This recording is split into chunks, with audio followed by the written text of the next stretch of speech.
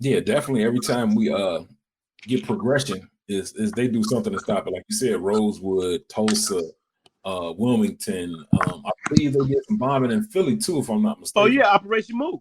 Yeah. Operation Move. So that's Late, and I think and the thing is, it's all about the power structure. That's why they trying to always suppress our voting, because if we can get any type of power, they know that, what I'm saying, it'll be the end of it. So they try to stop any power or leverage that we can get, because we already got the great minds and the great physical attributes. We just need to get in those positions of power to change things. And if they can keep us out of it, then they can keep in control. well, I ultimately, I think that's what this is about. That's what it's always been about, is controlling you to a point that you won't resist and fight back. So what they do is, it's called the minor middle class reward. It's taking someone of your intelligence and hearing your podcast and saying, we need to hire him. Not only because you're good at what you do, is they don't want you to use your voice and end up going out waking people up. So they want to put you on somewhere and pay you so you modify the way you talk. So they can control. So even though you entertain, you get numbers and they come to listen to your show, but you're not dropping that real hard stuff, which they don't want you to drop, right? So we're gonna pay you enough that you don't talk about some of those real truths. Exactly. That's exactly what it is, and it happens a lot.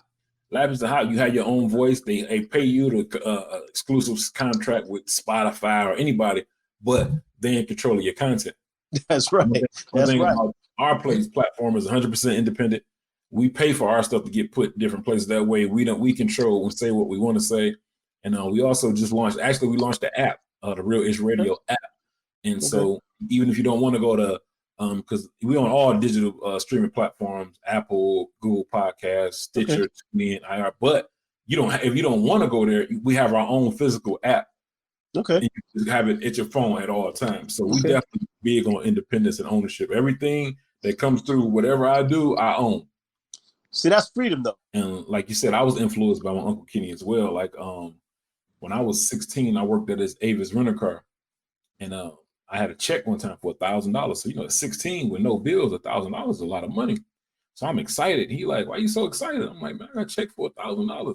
So he showed me his check, and it was $10,000. He was like, this is the difference between an employee and an employer. And ever since that day, I was like, I'm always running my own thing. I'm being in control of everything I want to do. And that was kind of like my motivation. That was like my start to getting to always running my own companies. Like photography company is mine, a affordable company is mine, a t-shirt print company is all under one umbrella, but I own it all. In the podcast, and like I said, we just launched the app. We trying to take it to the next level, but I'm in control of everything. We don't work for anybody. I got people that have their podcasts. Like if you ever wanted to do a podcast, I can put you on the network and we run our own thing. So I love the independency. So I totally agree with what you were saying. Yeah, see that's what I'm talking about. I'm sorry, I'm trying to get this right so it don't make seeds of freedom. You know what I mean? We have to free each other. That's our responsibility.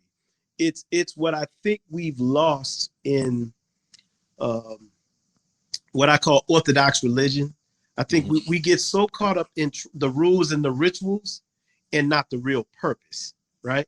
Because, we want to help the community, supposedly. We, it's like, why are we building mega churches and we don't even own banks, right? Yeah. Why can we fill a church on Sunday and not our own private schools? Why don't those mega churches buy up those neighborhoods?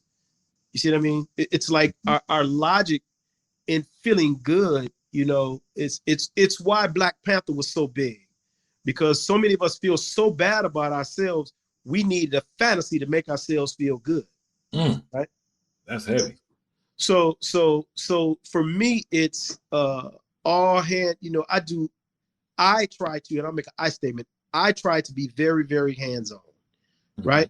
So in my work in the community, if I go to a church and they ask me to speak, it's like, nah, please be aware of who you're talking to, right? Or what you know what I mean? Because I don't do the shaking and the dancing and the shuffling, for Jesus. I'm talking about Jesus that flipped the table over. I'm talking about Jesus that was seeking and studying. I'm talking about the Jesus that was trying to literally free people, but humble himself while doing that. That's the Jesus I'm talking about. Because if you're engaged in religion and it's not about your freedom and your liberation, you wasting your time. You know what I mean? You basically have engaged in a system of rituals. Because somebody get you to come to space, drop your money, make you feel good for the moment, and you got to wait a whole week before you feel like that again. Something's wrong with this picture. And that's not all churches. I'm saying what we see in religion more often than not. Because we can come up with $3 million to build a church, but we don't have a school. We could have took that same million and opened a bank and bought all them houses in the community and owned the community, or at least the parts that we live in. Yeah. Right? So that freedom that he introduced you to, those are the seeds. That's part of my personal philosophy. I'm about being a seed. Sometimes, or here's what I've often used in lectures. Sometimes it's about the seed and not the fruit, right? Meaning, if I go into a space and I plant these seeds and I help to fertilize them and I walk away and this thing grows and then now it's producing fruit every single year, sometimes more than once in a year. That was my job. But then you have the people that want to pick the fruit and eat it and it feels good and it's all cool, right? Everybody's cool. We all eating and blah, blah, blah. But see, it's not about now. It's about 3 generations from now. See, that's what other people think. They think generations from now. It's why they'll sacrifice and not have something because they know their children, their grandchildren are going to have way more. So they invest that money that way, right? And that's what the seed that Kenny gave you are the seeds which bears the fruit of your life right now. Is bearing fruit in your life right now, I should say. Yeah, and that's weird that you said that, because me and a couple of my buddies were talking the other day. We were talking about life insurance, and I was just saying, like, just a simple $20 a month life insurance can put your kids in a different position when you pass. Right. Most of our families, a kid, your family, your mother or father died, they don't leave you anything but some bills or a house you're trying to catch up on from a reverse mortgage. Just being honest, you know. Yeah. And I was saying, like, the opposition is thinking differently. They putting their people in position so years down the line, once they gone, they still can money can accumulate and they build on it. You know what I'm saying? Just knowing just small tidbits about building wealth or investing or just putting something to the side for a certain reason, or like every time somebody die, you doing GoFundMe's or you selling wing dinners or whatever. But you got all the latest clothes. You go out every weekend. One small sacrifice can make so much difference. What Jay-Z say? Living rich and dying broke. Yep. Yeah. Just think about it. If you don't eat out one time a week, just cancel it. You can eat out 20 times a week, but if you do 19 instead of 20, that's a life insurance policy. It's simple. Well, and too, a lot of it is education. Oh yeah, opportunity. You know, our financial literacy is deplorable. I was talking to this brother I'm real tight with, and he was telling me he's looking at buying this new Escalade, and I said, hey, like I'm on my 5th or 6th luxury German import, so to speak, without going into detail. But basically, I knew what I wanted. Mm-hmm. You know what I mean? I knew what size I wanted. I knew, and so I said, well, here's the deal. I'm not getting ready to pay $60,000 for a car, right? Not that I couldn't afford to do it, but I'm like, why? Not when I can let somebody else have the car for 2 years, maybe 3. They eat the depression. The car still has low miles. I have some warranty left in the car, and I got the car I wanted, right?